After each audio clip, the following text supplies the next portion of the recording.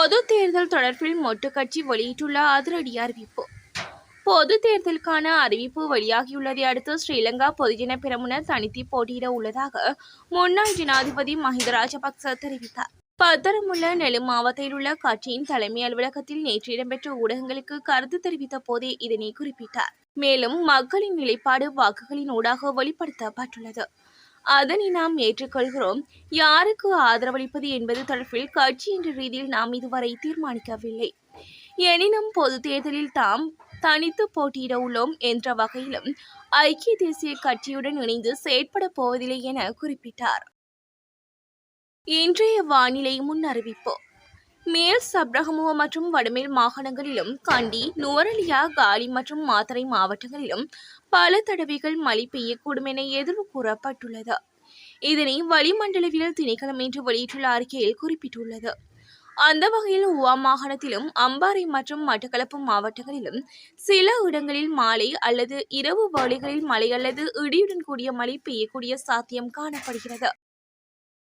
ஜனாதிபதிக்கும் மத்திய வங்கி ஆளுநருக்கும் இடையில் சந்திப்பு. ஸ்ரீலங்கா ஜனாதிபதி அனுரகுமார திசாநாயகவிற்கும் மத்திய வங்கியின் ஆளுநர் கலாநிதி நந்தலால் வீரசிங்கவிற்கும் இடையில் கலந்துரையாடல் ஒன்று இடம்பெற்றுள்ளது. குறித்த கலந்துரையாடல் நேற்று பிற்பகல் ஜனாதிபதி செயலகத்தில் இடம்பெற்றுள்ளதாக தெரிவிக்கப்படுகிறது. இந்த கலந்துரையாடலில் நிதி அமைச்சின் செயலாளர் மஹிந்த ஸ்ரீவர்த்தனவும் கலந்து கொண்டதாக அரசாங்க தகவல் திணைக்களம் தெரிவித்துள்ளது. நாட்டின் தற்போதைய பொருளாதார நிலைமை தொடர்பில் இந்த கலந்துரையாடலின் போது விரிவாக ஆராயப்பட்டுள்ளது. குறைக்கப்பட்டது அமைச்சர்களின் சலுகை. அமைச்சர்கள் மற்றும் அரசு அதிகாரிகளுக்கு ஒதுக்கப்படும் வாகனங்களின் எண்ணிக்கை குறைக்க உள்ளதாக ஜனாதிபதி அனுரகுமார திசாநாயக்க தெரிவித்தார். இலங்கையின் ஜனாதிபதியாக அனுரகுமார திசாநாயக்க தெரிவு செய்யப்பட்டதை தொடர்ந்து பல அரசு வாகனங்கள் புதிய நிர்வாகத்திற்கு திரும்ப வழங்கப்பட்டுள்ளன. ஆட்சி மாற்றத்தின் பின்னர் முன்னாள் அமைச்சர்கள் மற்றும் அரசாங்க அமைச்சு அதிகாரிகள் வாகனங்களை திருப்பி அனுப்பியுள்ளனர். குறித்த வாகனங்கள் தொடர்புபட்ட அமைச்சுக்களிலும் கொழும்பில் உள்ள ஜனாதிபதி செயலக வளாகத்திலும் நிறுத்தப்பட்டது. இதன்படி புதிய ஆட்சியின் பின்னர் வாகனங்களை திருப்பி அனுப்புமாறு நாடாளுமன்ற உறுப்பினர்கள் மற்றும் அரசாங்க அதிகாரிகளுக்கு அறிவுறுத்தப்பட்டதை அடுத்து வாகனங்கள் திருப்பி அனுப்பப்பட்டுள்ளதாக தெரிவிக்கப்படுகிறது. கிழக்கு மாகாண ஆளுநராக பல்கலைக்கழக முன்னாள் துணைவேந்தர் நியமனம். கிழக்கு மாகாண ஆளுநராக ஊவா வெல்லச பல்கலைக்கழகத்தின் முன்னாள் துணைவேந்தர் பேராசிரியர் ஜெயந்தலால் ரத்னசேகர நியமிக்கப்பட்டுள்ளார். புதிய ஜனாதிபதி பதவியேற்றதிலிருந்து முன்னாள் ஜனாதிபதியால் நியமிக்கப்பட்ட ஆளுநர்கள் பதவி விலகி வரும் நிலையில் தற்போது புதிய ஆளுநர்கள் நியமிக்கப்பட்டு வருகின்றனர். இந்த நிலையில் கிழக்கு மாகாணத்தின் முன்னாள் ஆளுநரும் பதவி விலகியதை தொடர்ந்து குறித்த பதவிக்கு ஜெயந்தலால் ரத்னசேகர ஜனாதிபதி அனுரகுமார திசாநாயக்கவினால் நியமிக்கப்பட்டுள்ளார். இதேவேளை வடக்கு மாகாண ஆளுநராக யாழ்ப்பாணம் மாவட்ட முன்னாள் அரசு அதிபர் நாகலிங்கம் வேதநாயகன் நியமிக்கப்பட்டுள்ளார். ஜனாதிபதி முன்னிலையில் அவர் ஆளுநராக பதவி பிரமாணம் செய்ய உள்ளதாக தெரிவிக்கப்படுகிறது. மீண்டும் தனது கடமைகளை பொறுப்பேற்கும் நீதி அமைச்சின் செயலாளர். நிதி, பொருளாதார அபிவிருத்தி, கொள்கை உருவாக்கம், திட்டமிடல் மற்றும் சுற்றுலா அமைச்சின் புதிய செயலாளராக நியமிக்கப்பட்டுள்ள KM மஹிந்த ஸ்ரீவர்த்தன இன்று மீண்டும் தமது கடமைகளை பொறுப்பேற்றுள்ளார். துறைசேரியின் பிரதி செயலாளர்கள் மற்றும் நிதி அமைச்சின் கீழ் உள்ள திணைக்களங்களின் தலைவர்கள் மற்றும் ஏனைய உயர் அதிகாரிகள் இந்நிகழ்வில் கலந்து கொண்டனர்.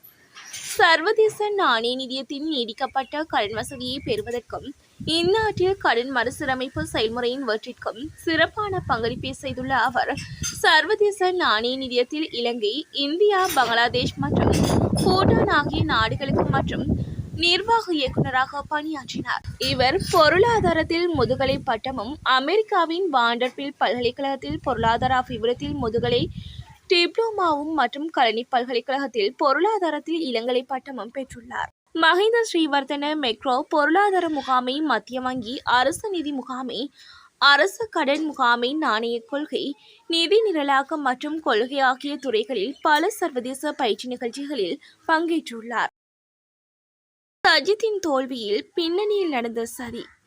நடந்து முடிந்த ஜனாதிபதி தேர்தலில் சஜித் பிரேமதாச தோல்வி அடைந்ததன் பின்னணியில் சதி உள்ளதாக கட்சி உறுப்பினர்களால் குற்றம் சாட்டப்பட்டுள்ளது.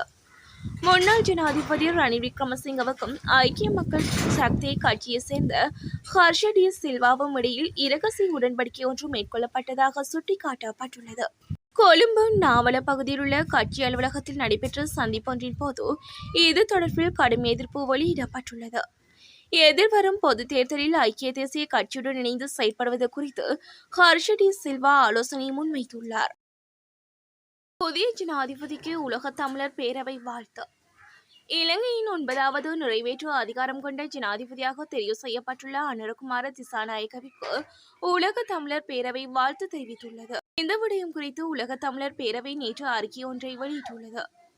சிறுபான்மை மக்களின் நீண்டகால குறைகளை நிவர்த்தி செய்வதற்கு ஜனாதிபதி அனுரகுமார திசாநாயக்க நடவடிக்கைகளை மேற்கொள்வார் என உலக தமிழர் பேரவை நம்பிக்கை வெளியிட்டுள்ளது.